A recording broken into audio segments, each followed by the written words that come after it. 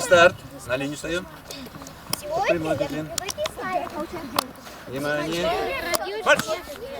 В Шаранском районе проходит легкоатлетический кросс. Ученики школы номер 1 соревнуются в беге на футбольном поле. Здесь учащиеся с 5 по 11 классы. Сегодня я пришел со своим классом бегать на кроссе. Ребята сдают нормы ГТО и, кстати, не только по бегу. Несмотря на сложную эпидемиологическую ситуацию, от спорта отказываться не стоит.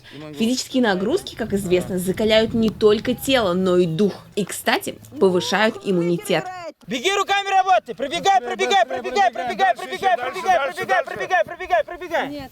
Все забеги проходят с соблюдением санитарных требований. Ребята преодолевают дистанцию 60 и 100 метров и бегут в рамках кросса 1 и 2 километров.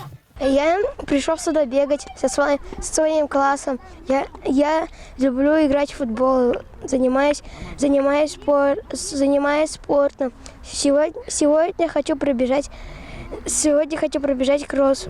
Поздравляем победителям и желаем всем здоровья. Вы тоже носите маски, мойте руки каждый час и занимайтесь спортом.